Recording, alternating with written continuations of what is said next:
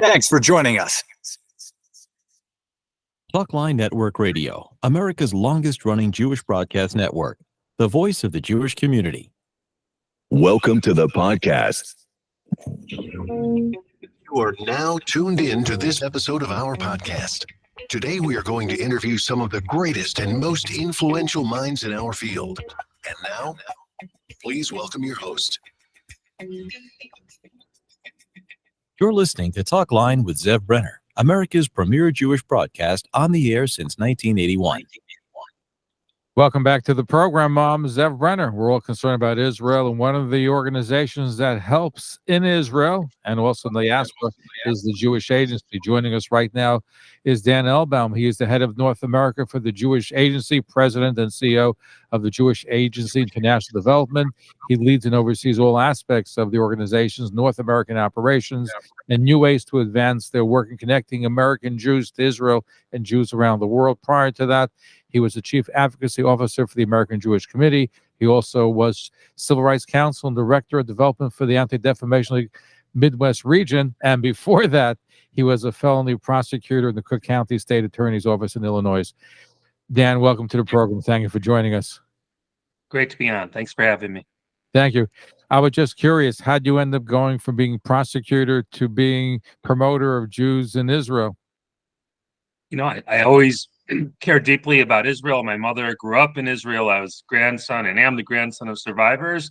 I didn't know it was a job. So I went to law school. I became a prosecutor. I was working for the people of Cook County to put criminals in jail. And suddenly one day, one of my bosses said to me, you know, this Jewish organization, Anti-Defamation League's hiring. Are you interested? So not knowing much more than that, I took the interview. I found the work interesting, and I thought I'd go there for a year or two, then do something else, and I was hooked.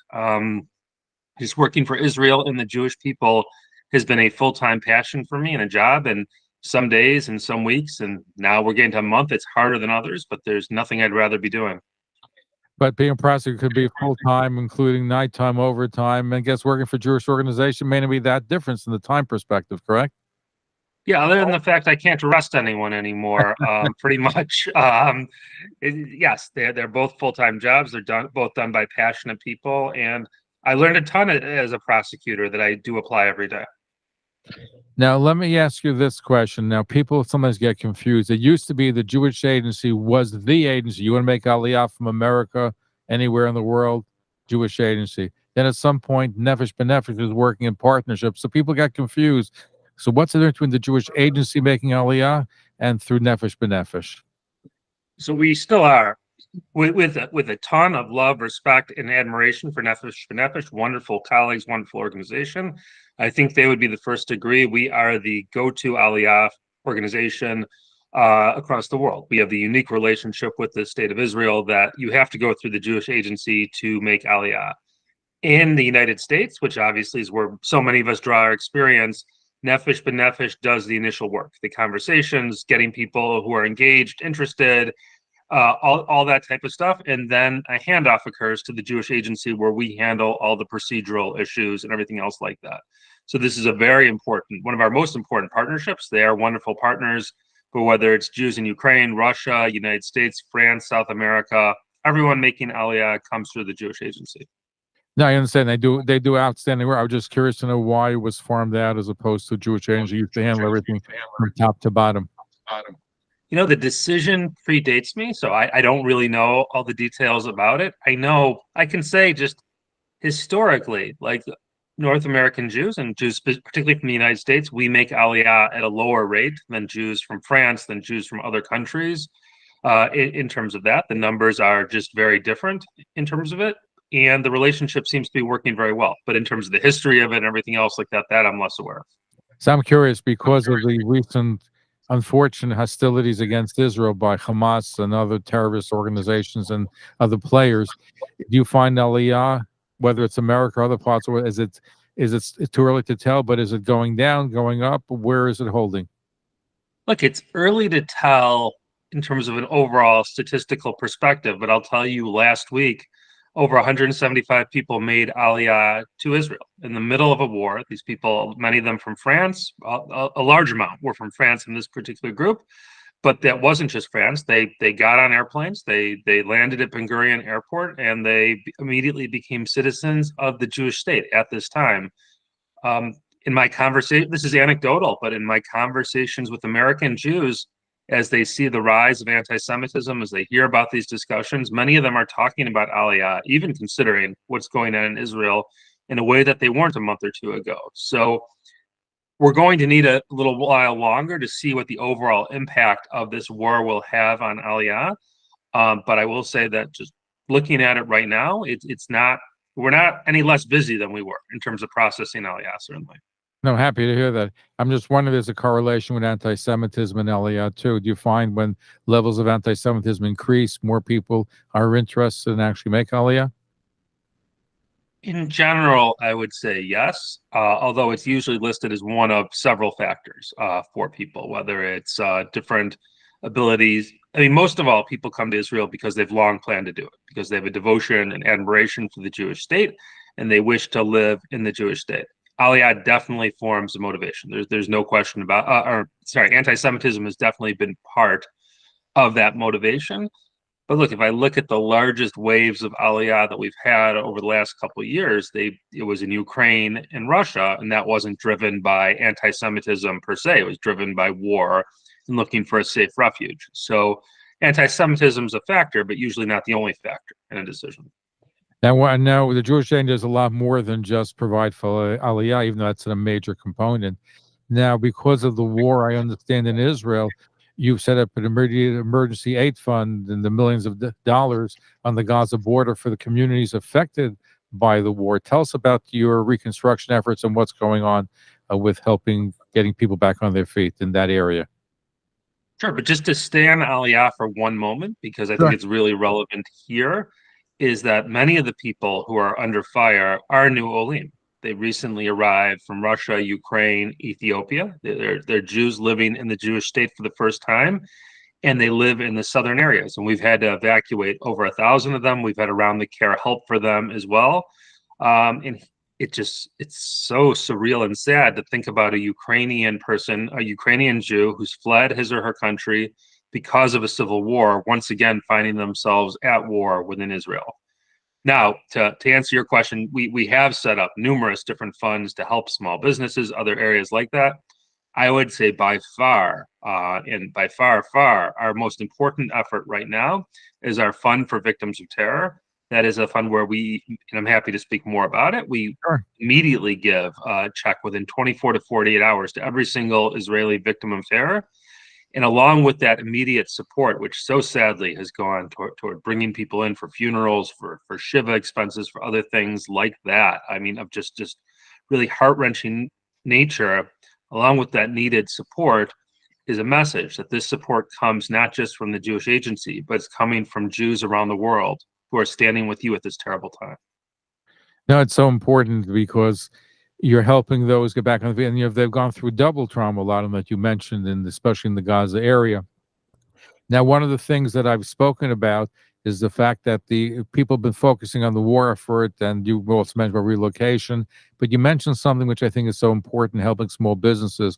Unfortunately, businesses throughout Israel have been affected because if you're going to war, you can't operate your store or your company or your business. So business goes down. Some businesses have been devastated, especially in the Gaza, near the Gaza area. So let's focus on helping business. At the end of the day, it's going to take a toll on the economy, and the economy has to rebuild once the war is over.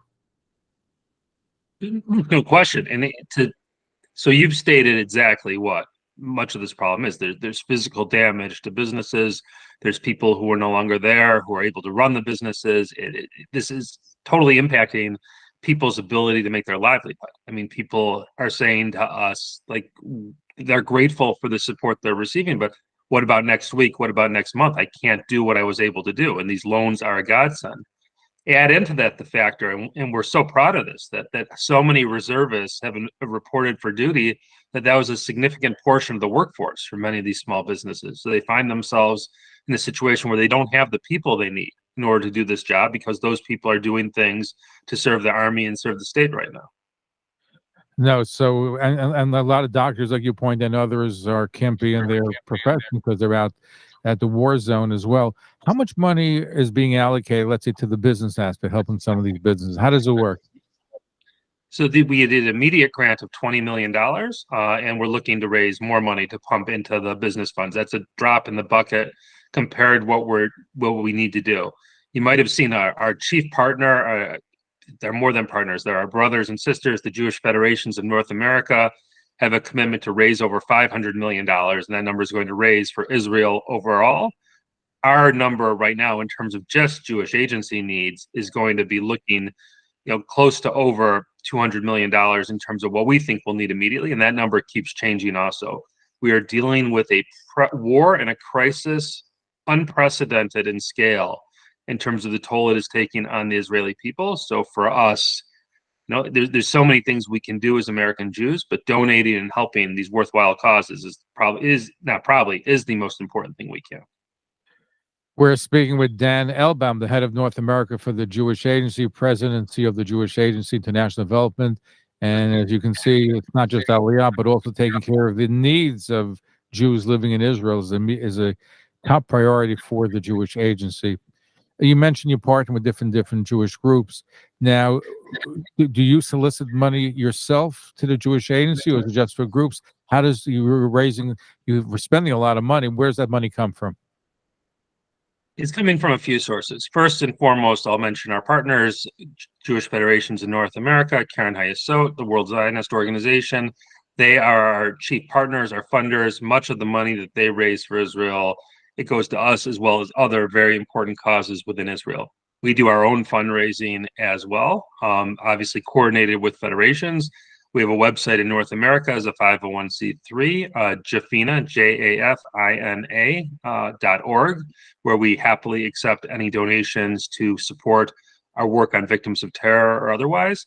And finally, we're privileged to have some wonderful board members, donors, loyal foundations who both support the federations overall, but also support us and support us directly so they can designate their money to help the Jewish people at this critical time. No, it certainly is a critical time. Now, part of what you're doing is you bring Olim to Israel, but you're also now evacuating Olim from areas affected by the rockets. Where are you putting them? How does that process work? So we're evacuating not only Olim, but also we have senior citizen assisted living facilities called Amigor, which also several are in the south. We've had to evacuate several of them as well. We don't happen to have some facilities directly in the north where those communities are impacted, but there's also evacuations that are going on in the north. So basically that leaves you in the middle of the country, right? So we're looking to not only our current absorption centers, but also we've partnered with different kibbutzim, different other areas like that to try to find temporary housing for people in safer areas of the country. And what qualifies as a safe area of the country, as you know, during a time of war changes day by day. And we have had to have that flexibility to figure out where's the best place to put these people. So right now, where's the best place to put the people as we speak? As we speak, it's closer to the middle of the country, of course, but that doesn't mean that there won't be sirens. That doesn't mean that there won't be rocket attacks. But right now, with the trouble we have around Gaza and the potential trouble and some trouble in the north, you're really looking toward the middle of the country in terms of where you can put people. How about Eilat? Is that a safe area? But that's a little further out. Is that a safe area for put Olim too? We haven't, thus far to my knowledge, done very much there. I know there have been a few different incidents. I don't think it's a matter of safety. I think it's a matter of our facilities and other things like that. But I think everything's under discussion. And as I said, my colleagues in Jerusalem, I can't say enough for my colleagues in Israel, who themselves are not only, everyone in Israel knows somebody impacted. Many of their children are in the reserves. Many of them are gone. They're in the reserves. They're coming back. Despite that, they are staying true to their post at the Jewish Agency. They are working nonstop to try to find the best solutions in a very rapidly changing atmosphere. And in many ways, we're able to move quicker. Now, I don't say this disrespectfully to the Israeli government, but since we're not charged with the defense of the country, we're able to move quicker in a lot of these situations when people really need it. So the Jewish Agency, is that considered a government agency? Is it considered independent? How is that classified? We are independent. We call ourselves a quasi-governmental institution just because we have so many relationships with the government, but we are not political. But we have, because of our history, because of who we are, because David Ben-Gurion was our chairman before becoming prime minister, because our headquarters in King George Street is where the old Israeli cabinet used to meet. We are linked to the government in many different ways, but we're an independent organization. Now, talk to me about lone soldier. Lone soldiers come without family. A lot of them from the United States, other countries, they become soldiers of the Israeli army, and they really don't have the same support system as people who grew up in Israel and joined the Israeli army. So how is the Jewish Agency working with lone soldiers? Our message to them is we're your family. That is Jews around the world. We recognize, we respect, we admire so much that what you do. Sometimes it's a matter of connecting them with different communities so they feel connected. So there's somewhere, the communities within Israel. So there's somewhere to go for Shabbat when you get a leave, that you're adopted by a family or something else like that. Some of that is financial aid, some of that is food packages, but really, like, I already spoke so fondly of my Jewish agency colleagues. Obviously, I feel that way about most Israelis these days, but the lone soldiers have a special place in so many of our hearts. They're doing the actual fighting. They didn't have to be there. They chose to be there. And there's not too much we could ever do for them in that type of situation. No, they're terrific. Do we have any idea what the numbers are of lone soldiers? 'Cause a lot of the lone soldiers are really making aliyah by coming to Israel, by being part of the army. I don't know the exact numbers. I know it's in the low thousands or something around there, but I couldn't tell you exact numbers about it. I know they're serving in all branches of service, different units, some support units, some combat units, and sort of everything in between. So really, I will say that the Israeli army has made a real effort to integrate them within the system, even to the point of, teaching Hebrew to those who don't know it or otherwise. It's become part of the soul, I'd say, in many ways of the Israeli army, and a very important part of it. No, and as I said, it really, to be soldier, they really made aliyah. So that's part of your division too. So they're probably the lone soldiers go through you before they even go to the army. They do. I mean, some of them are already there or something else like that, but they do. It's a little separate, but let me just also add that they're Israelis, but we have over 400 shlichim, emissaries, in North American communities right now. They're doing incredible work, being the face of Israel in their communities. The reason I raise them in this context is many of them have come to me and said, I need to go back to Israel. I need to serve in my unit. Most have not been called, by the way. They've called themselves to return to the unit. And I will say, as their boss, they're not really asking my permission. That they're informing me that they're going, and I'm signing the paperwork for them to go. I do say that I think the work that they're doing for us is incredibly important as well. But I certainly respect their decision, and it's something I think that should fill us as Jews with enormous pride. You look at some of these units in Israel, and they're reporting that 120% of reservists called up have showed up for duty. So you hear 120%, and it takes a second, then you realize that is statistically impossible. Like, more people are showing up for duty than they are asking to show up for duty. And that's just such a wonderful statement about Israelis right now. No, it really is. I think whatever divisions were prior to October 7th, they've all disappeared magically overnight. I hope we can keep that unity going. And listen, it's important work that you're doing, providing money for small businesses, people who have to be resettled, especially from devastated areas of Gaza. Do you think they're going to end up going back to those communities when things quiet down? Is that, or you think people are going to be too afraid to live there again?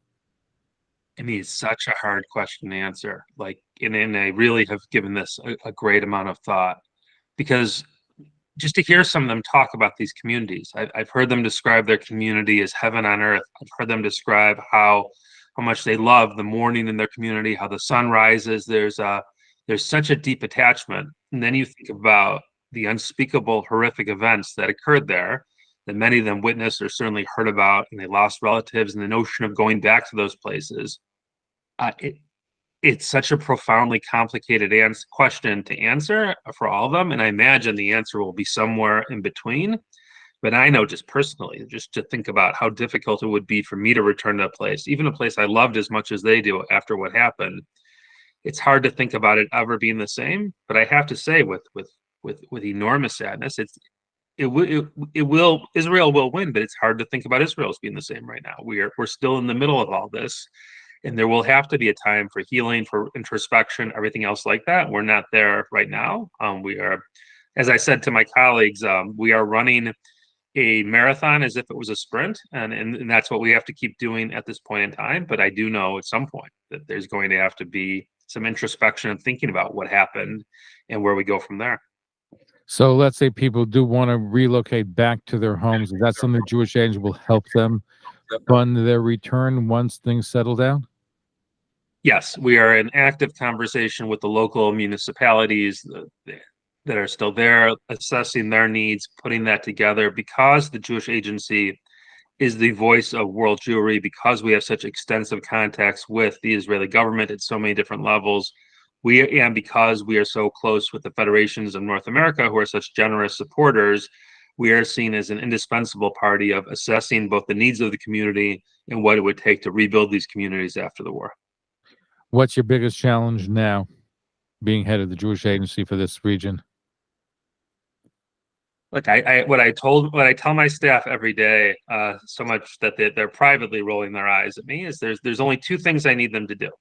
I need them to raise money for Israel right now, and I need them to take care of our Israeli emissaries who are in the United States trying to do their job as their country is under attack. That is my 24-hour focus, is talking to as many people as I can about the need that Israel has at this moment, asking the question, what do you want? When you think back later and ask yourself the question of what did I do in Israel's greatest moment of peril in 1948, do you want to be able to answer that you did all that you could? And then for me, it's also just to care for our shlichim, our emissaries, our shinshanim. These are 18-year-olds just out of high school, doing a year of service before their army service. How do we support them? How do we allow them to do their jobs? How do we make sure that they have somewhere to go for Shabbat dinner, that they can go somewhere where they can hear Hebrew and have that touch of home? That is the work that is keeping me up at night, because I know those are things I can do. And I'll just say this, it's enormously taxing. It's enormously hard. But for me, at least, and I think for many American Jews, there is the one sort of level of relief or solace is that I know exactly what I need to do, that I have a power to do something that can make a positive change in the face of just this unspeakable horror that none of us could have contemplated. And that, I don't know if it gives me peace. I'm still not sleeping terribly well, but it gives me a little peace during this terrible time. No, you speak with passion. It seems to me that the Jewish Agency has a lower profile in America than it used to be, with maybe the exception of MASA, which gives tuition relief if you're going to go to a yeshiva or you go to an institution for study in Israel. Am I correct that you have a much lower profile? Is that something you're going to be raising? I'm working on it. You have to have me on more, Zev. I'd be happy to. I don't think we've had anybody from the Jewish Agency maybe 15, 20 years. So. that's on us, and that's our challenge. No, it's almost incredible how we've managed it to be the world's largest Jewish organization and have so many Americans have no idea what we're doing. So I have to say the most honest answer is we haven't prioritized it as much as we could. The people who make the allocation decisions of the Jewish federations and the large foundations know who we are. They value our work. Those relationships are important. But especially at a time like this, but far before this time, we have understood that we need more people to know about our work. We need to get more people engaged in that work. And we are trying to do that.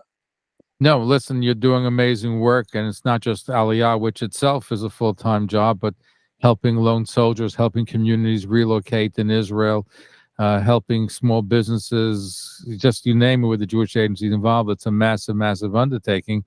And we appreciate the work that you're doing, and I'm glad we're able to highlight them. We hope that the people know more about the Jewish Agency. If people want to learn about what you're doing and they want to contribute, how can people learn more? How can people participate? Yeah, you could definitely go to our website. I manage one, jafina.org. Also, Jaffe.org, Jafi, is a sort of a general overview of the work that we're doing. And I really appreciate your gracious and generous words. Just one friendly amendment. The other main area that we're focused on, and actually the reason I came to the Jewish Agency, is connecting American Jews to Israel. For me, it's not the crisis of the day today. Today we have a war. We have an unspeakable horror that occurred. But when you look at how America has responded, a key aspect in Israel's defense and in making sure that the Jewish state is strong is to have American support from Israel. That stems from the Jewish American community.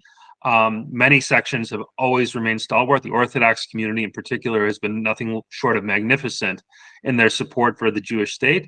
We have other challenges: younger Jews, less affiliated Jews, Jews who tend to be on the more liberal area of the spectrum, and we can't afford to lose them. So we really need to work to how can we keep them connected. For me, there's a direct causal link between the work one of our Shinshanim is doing to teach 16-year-old Jewish children to have pride in their Judaism, and America's decisions to send aircraft carriers groups to defend the Jewish state.